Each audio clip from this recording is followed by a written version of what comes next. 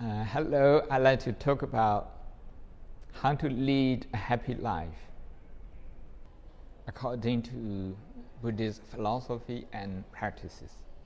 When we talk about happy life, people think about what I can buy, what I can own, how much money I have, what kind of excitement I can have, where I should go for it.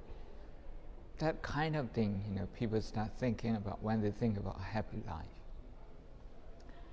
One thing that comes to my mind is that excitement is not happiness. Excitement is when you get something new. So here we have to ask a question: is happiness associated only with something new? Can we not find happiness in anything that is not new, or rather that is old? My body is very old, it's 54 years old. My glasses are old, my shoes are old, my books are old, my pens are old, my monasteries, my temples are old. You see? If only something new can give you excitement, then none of what I have would give me excitement anymore. But I'm not looking for excitement. Excitement being associated with something new, so anything new works is magic, but only once or twice. How many times you can watch Harry Potter? How many times? You can't do that many times because you're going to get fed up. So when we talk about happiness and how to lead a happy life in Buddhist philosophy and meditative practices, the first thing we should be aware is very similar to what business people analyze. They call this SWOT analysis. That is to analyze your weakness and threat. So what's the threat to our happiness? The threat is excitement itself, because excitement can disguise itself as happiness. If we cannot distinguish between happiness and excitement, we are not going to find happiness anytime soon. Anything new, maybe new friends, new couples, you get anything new clothes, new place, new car, new house. And some people, they change their clothes every day into new ones, just to excite themselves, just to ensure that they have enough self-confidence. Because the excitement is where they derive their confidence from. So from the Buddhist point of view, that's not the right way to derive confidence. Confidence will come when we have inner peace. The mind should be able to calm down, especially in the face of something inconvenience. So inconvenient, now we are talking about the experiences of life, not what we own, not how much we have or how much we have lost, not how many friends we have and how many have abandoned us, how many people like us and how many dislike us. No, we are not looking at life in that way, because that's so predictable and they so constrain our life. What I'm talking about is the experiences of life in two words. There's convenience and inconvenience. How do we react when everything is convenient?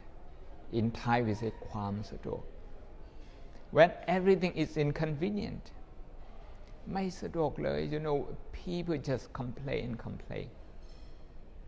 maybe traffic light, maybe the traffic jam, maybe the sound from your neighbors, maybe people making a lot of noises in the class,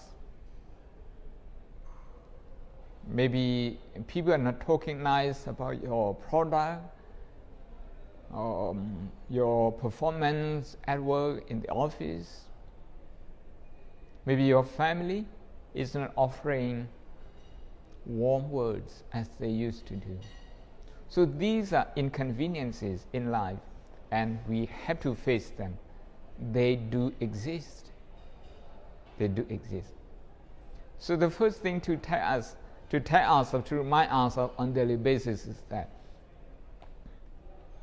there are inconveniences in life, and we will face them. We will face them in the office, at work, in the school, even at home with family members. Yes, of course, if you are addicted to social media, yes, on the Facebook, on Twitter,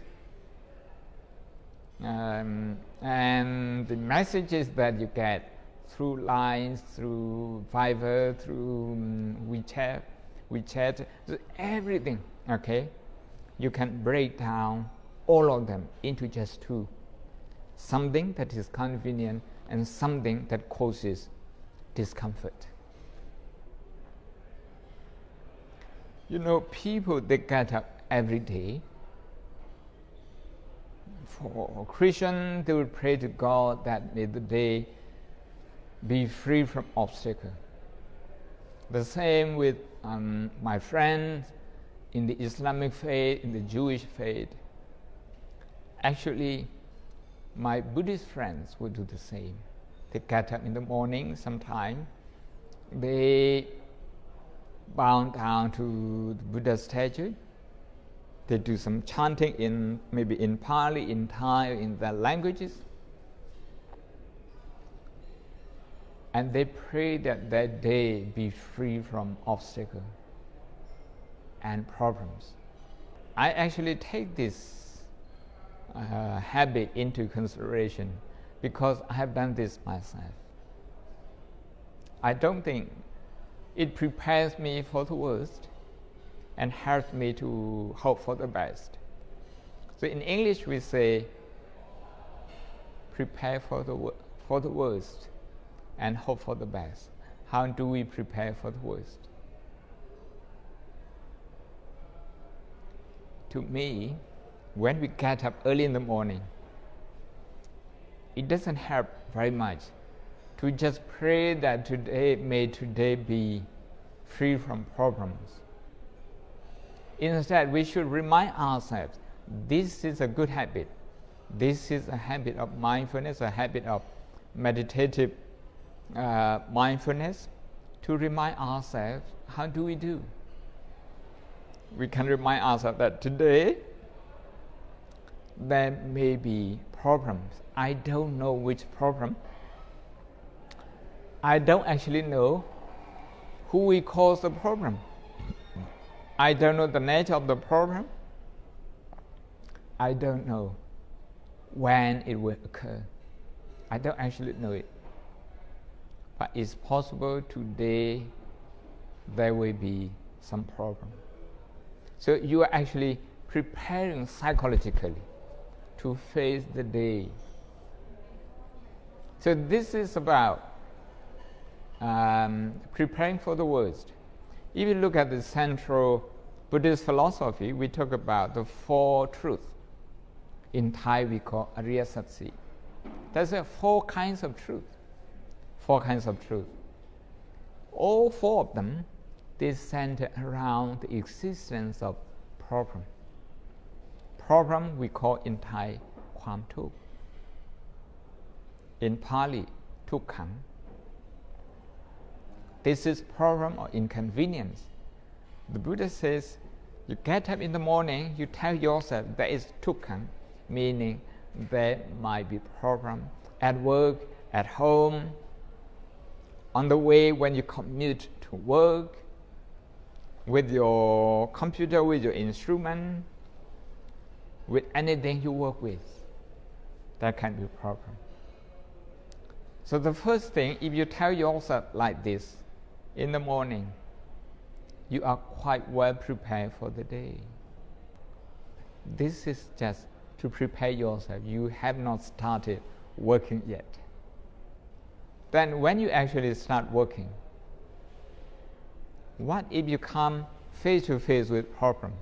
Now, you look at the problem. Of course, you have to see how you react to the problem.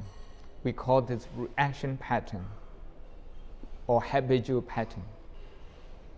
Because when we face problem, maybe in the school, bully problem, maybe study problem, maybe communication problem, anything. Of course, Thailand is very safe compared with American schools. We are very safe. We are very safe. But that doesn't mean that we don't get agitated in the school. That doesn't mean that we don't get irritated very often in the classroom. No, we do. Of course, sometimes we enjoy our classes. For business people, they also enjoy their work. But there are times when the boardroom, when the meeting room is very, very tense, very challenging. The going is really, really tough. What do you do then? Remember Charles Darwin's word, fight or flight. Fight or flight. When you face a problem, are you going to fight with this problem? Meaning you're going to resist this problem. When you resist it, you are actually shutting yourself out from observing and learning anything about the problem. So you are not going to learn anything about the problem. You are not going to understand it. Meaning, with the understanding, you're not going to be solving this problem anytime soon. No. But you are just rejecting this impulsively. You are just using your impulse to reject this problem. So we call this fighting. You are using your maximum energy. Charles Darwin called this defensive mechanism. Defensive mechanism. But defensive mechanism, in order to use your last resort, are you in a situation of life and death every time you have a problem in the boardroom? Maybe when there's a traffic jam? Maybe when someone is irritating? Is this life and death situation? Mostly no. If this is not a life and death situation, and it doesn't call for the maximum reaction, maximum energy reaction, but you still use your maximum energy, meaning you are using disproportionate energy to respond to a certain situation. In other words, we can analyze this like this. For a problem, you can solve with 100 baht. You are using 1,000 baht. You are wasting too much of your energy, your money, your financial muscle. You feel safe this time. You have solved your problem. But things don't stop here. It's not that easy. Not that simple. Because your subconscious mind, I repeat, your subconscious mind learns this pattern. Your subconscious mind is going to put in a default position that whenever there's a problem, you have to react this way, using your maximum energy. Remember, walking around in your house just to find something or just to take something from this end of the room to just the other end of the room. If you run all the time, you're not going to survive the whole day. You're going to exhaust yourself present. That's physical energy. The same is true to mental energy. So to be happy in life, we do need to have a strategy how to deal with something that is inconvenient in life. I'd like to sum up. First, as you get up in the morning, remind yourself there might be something inconvenient in today. So this is the first thing that you should tell yourself. And breathe in and out, slow and gentle. Just try to connect with your breathing for maybe a second, 1 second, virtually 1 second. Okay, and then as you face problem in during the day in daily life, what you should do is to feel compassionate for yourself for making any mistake. If other people do the same mistake, then you should recall you should summon up your compassion, and you should feel compassionate towards them straight away. Because if you are not feeling compassionate towards them straight away, you're going to get angry with them. If you get angry with them, your relationship, your communication with that person is not good at all. It's deteriorating. With the deteriorating relationship, how you're going to solve the problem between you and that person? So a good relationship is actually very important. Very important. Compassion. If there's no compassion, there will be anger, a lot of anger. Anger means you can't be happy in life.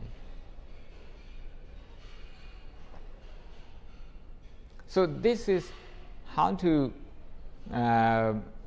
manage inconveniences in life, to manage with compassion. Now with compassion, do we just forget about this problem? No, we don't. With compassion now we start observing, we start looking at the problem deeply, why this problem has occurred. We have to solve this problem for the sake of both parties. If you are a company, for the sake of your company and also for the sake of your customers. If you are a guardian, like a parent, is for your own benefit as well as your family's benefit that you solve this problem. You just cannot, I repeat, you just cannot sweep the problem under the carpet. You do need to look at this problem closely. But the problem is that when people look at a problem closely, they get panic, they get agitated, they lose their temper, they lose their mind. So they can't lead in solving the problem. So this is one area that causes a lot of unhappiness in life. Maybe at home, maybe at work, maybe in the school. So if you take care of this particular matter, if you're quite confident in solving with inconveniences, using both of your IQ and EQ, okay? Not just thinking how to solve this problem, but also using your EQ, feeling your way through compassion. Then this is one way of leading a happy life. This is the first part, okay? Is how to manage inconveniences in life and then lead a happy life. The second part is a lot easier, if you like. Easier in a sense, I'm talking about conveniences in life. Everything is very convenient. You get up in the morning, the loo is just nearby, you take care of yourself, and food is available, and then you prepare yourself. You go to school, or you go to work, or you start working at home. These conveniences, okay, actually people take them for granted. When everything is convenient, we become quite complacent. Meaning, we don't appreciate as much as we should do. I get up in the morning. I'm very pleased that I have a glass of water just next to my bed, because every morning I drink 1 or 2 glasses of water because of the dehydration during the night. And I answer nature call. I take a shower. I change my robe in myself, and people do the same at home. They change their clothes. They get ready for the day. Look, everything is going on very smoothly. This is what we call conveniences.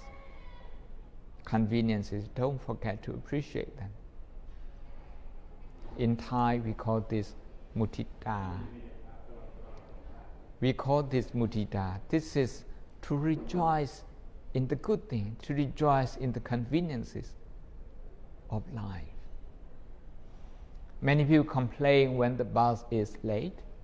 Many people complain when there's a lot of traffic jam. But not many people praise the driver, the traffic police, the counselors, the administrators, the government, when the bus is running very smoothly.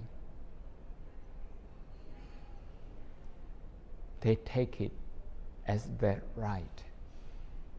They don't forget their right, but they forget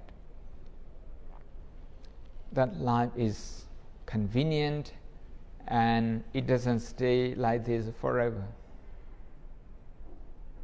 There are rainy days, and we have to save our energy for those days. How to save them? This is to develop a good habit of appreciating what we have in life. We appreciate our family members for being there, for being a shoulder to cry on when the going is tough. Our friends, our teachers, our neighbors, our fellow countrymen. For students, just imagine if you are the only one in the school, how scary that would be, how boring this would be. So start appreciating your friends, your teachers, and all the people who have invested to ensure that your school exists, and exists to offer their best to you and to your fellow students. The same is true to business people. There are many things going smoothly for you. Security, the country's security, you see, the army, the police force, okay, they're doing their good job. The law enforcement, the judiciary, the government and the people, everybody is playing their role. We have a lot more good people than bad people. So if you, here I like to say, if you have one thing inconvenient in life during the day, you can't stop thinking about this. But if you have many conveniences in daily life, you don't remember them for so long. Why? Our mind remembers more of the bad thing, more of the negative thing. We call this in psychology negativity biased. We are biased to negativity. We remember more of the bad things, the bad experiences. So it's important for us to develop this habit. Look at the trees around you. Look at the water, running water coming to your house. This haven't happened for a very long time, maybe 100 years. Okay, Thailand had existed many hundreds of years, and the world has existed many thousands of years. But the running water coming right away to your home, even to your room, to your bedroom, this is a new phenomenon. Don't take it for granted. Because whenever the tap water stops working, people actually complain a lot. But when the tap water is running smoothly, I don't see many people saying thank you. When the electricity goes out, okay, many people complain. But when we have electricity on and very regularly, working very well during the day, not just the day, the week, the month, but hardly people say thank you to the electricity board. You see? So in order to lead a happy life, remember two things that we have. How to manage inconvenience as an experience, and also how to appreciate the conveniences that we do have in our daily life. With these two, okay, it doesn't matter whatever changes come into your life, you will have a lot of resilience in your heart to manage your day, your life, and you will be happy forever. Thank you.